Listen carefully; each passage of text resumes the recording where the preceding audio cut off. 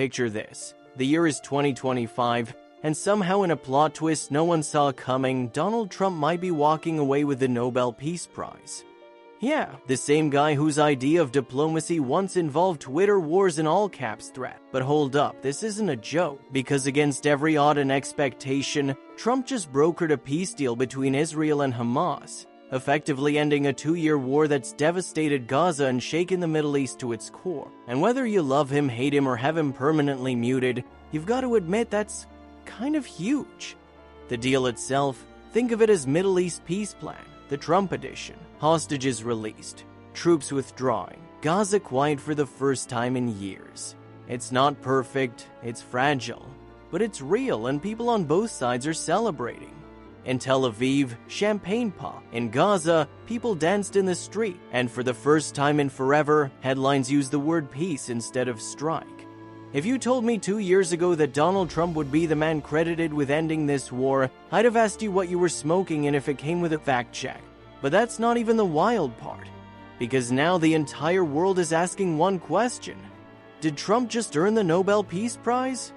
And oh boy, does he think so? Trump's been saying for years that he deserves it, claiming he's solved 7 wars and even calling it a big insult that he hasn't won yet. The man literally called Jens Stoltenberg, former NATO chief, to lobby for the award. Who needs campaign calls when you can just ring up Norway like, "Hey buddy, about that medal"?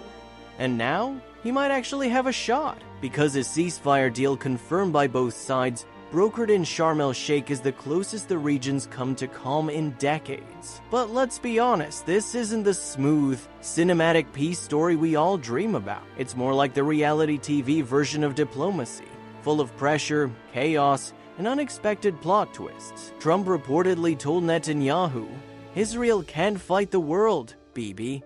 And somehow, it worked. Even Hamas agreed to the plan, exchanging hostages for prisoners and accepting aid deliveries for Gaza. 400 trucks of supplies are rolling in daily, hostages are being freed, and for now the guns have gone silent. That's the part that cameras love. But here's the question everyone's whispering behind the applause. Is this peace? Or just a pause? Critics are already circling like journalists at a buffet. The Nobel Committee, which had already closed nominations months ago, would have to make an exception to even consider Trump. And let's not forget, this is the same guy who pulled the US out of the Paris Climate Accord and WHO, and once tried to buy Greenland like it was on sale at Costco. So, yeah. Not exactly Mr. Global Cooperation. Nina Greger from the Peace Research Institute of Oslo even said, "Putting pressure on the committee and saying I deserve it isn't a very peaceful approach. She's not wrong, begging for a peace prize is like shouting I'm humble."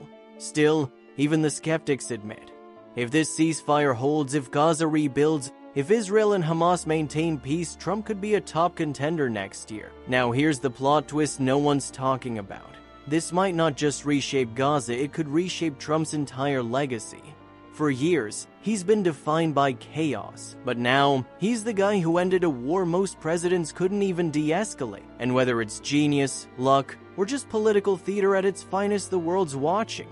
Because history has a short memory, but it loves irony. And nothing says irony like Donald Trump standing next to a golden Nobel medal, saying, "I told you so."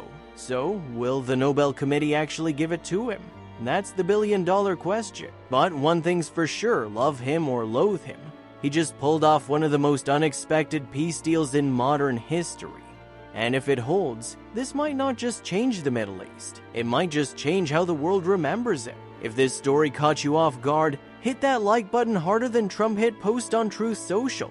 And tell me in the comments, does he deserve the Nobel Peace Prize? Or should they give it to the people who actually made peace possible? Because sometimes, history isn't written by the best people.